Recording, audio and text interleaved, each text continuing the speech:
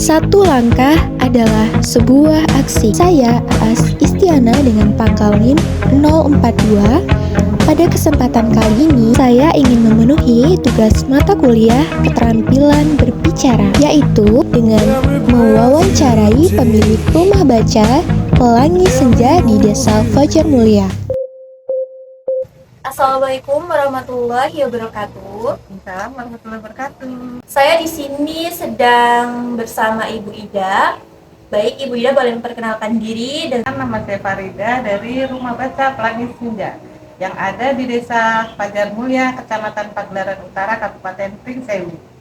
Usia saya 42 tahun.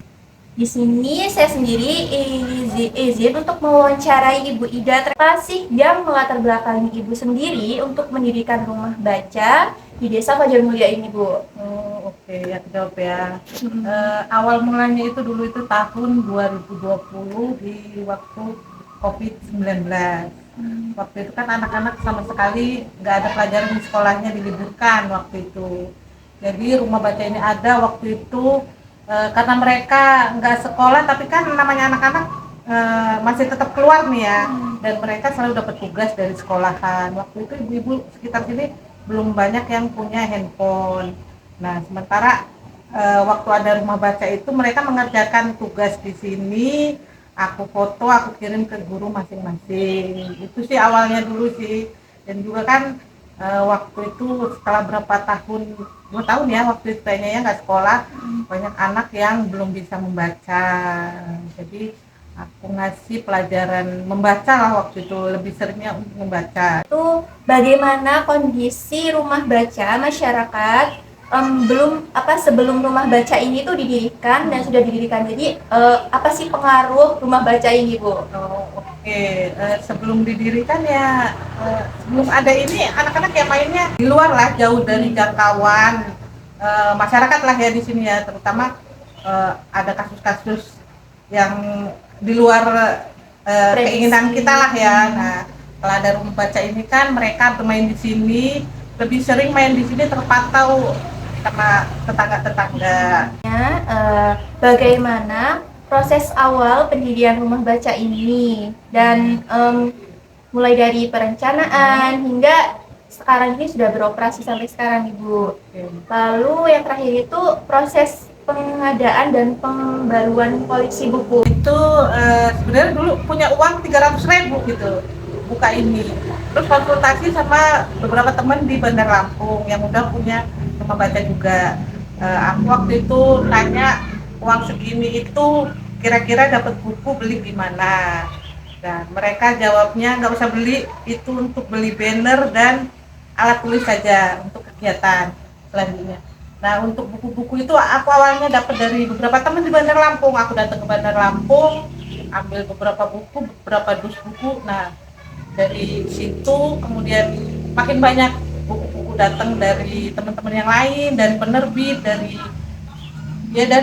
sekitar sini juga ada. Walaupun buku bekas itu juga manfaatnya luar biasa. Sekarang kan banyak anak-anak muda atau anak-anak kecil, mereka tuh malah lebih asik main gadget. Baca ini tuh mempertahankan eksistensinya. Baca ini sebagai wadah untuk anak-anak itu berkembang. Kadang aku lihat mereka ada di mana nih ya. Pokoknya mereka berkumpul di mana. Kan seringnya mereka ini pegang handphone. Nah, saat mereka berkumpul itu kadang aku cuma ngajak nyeletuk aja sih sebenarnya. Ayo kita ngapain gitu. Entah itu kami cuma sekedar main bola atau olahraga apa, jalan kemana gitu, atau kami melakukan masak atau nanam pohon gitu ya. Kadang aku melihat mereka aja dulu, mereka main di mana, aku samperin, ayo kita ngapain gitu. Selain itu juga kan rumah baca ini kadang sering buka lapak baca nih. Nah, kalau ada kegiatan rame nih ya di sekitar sini aja sih, di desa kita ini aja ya, aku ajak mereka sih untuk gelar buku, ngelapak baca buku atau mewarnai gitu. Oke, selanjutnya itu ada tentang masyarakat nih, Bu. Apakah ada kelompok masyarakat yang masih kurang memanfaatkan atau bahkan tidak setuju dengan adanya rumah baca ini, Bu? Apa sih penyebabnya, lalu bagaimana upaya untuk Ibu sebagai pendiri rumah baca ini mengatasi hal tersebut? Sebenarnya mendukung semua ya. Masyarakat mendukung gitu ya, cuma kadang kan kalau ada jadwal kegiatan belajar nih, mungkin aku mengabari pihak sekolah, guru terutama atau orang tua ya, aku WA masing-masing untuk anaknya agar datang ke sini, diantar ke sini. Yang terakhir yaitu apa harapan dan rencana untuk pengembangan rumah baca ini untuk masa depan agar manfaatnya semakin dirasakan oleh masyarakat khususnya di Desa Koja Mulia ini? Harapan ya, harapannya ya rumah baca ini tetap ada, tetap jadi ruang nyaman buat anak-anak, entah itu anak-anak yang sekedar bermain atau belajar di sini. Harapannya itu tetap menjadi tempat nyaman untuk anak-anak. Dan apa ya, untuk rencana ke depan itu makin sering, pinginnya makin sering mengadakan kegiatan. Karena aku tuh sendiri kadang ide sudah ada di sini, cuman untuk menjalankannya itu kadang kan kita butuh beberapa teman lagi untuk sekedar ngobrol gitu aja gitu. Itu untuk mengadakan kegiatan-kegiatan lebih banyak. Itu tadilah beberapa pertanyaan atau wawancara yang telah saya jalankan dengan Ibu Ida. Baik Ibu, terima kasih atas waktu dan banyak sekali yang kita dapatkan dari Ibu Ida. Pelajaran-pelajaran penting agar anak muda yang sekarang itu lebih giat untuk literasi membaca dan menulis, lalu banyak hal. Baik, itu saja dari kami. Wassalamualaikum warahmatullahi wabarakatuh. Waalaikumsalam warahmatullahi wabarakatuh. Membaca hari ini sukses di masa depan.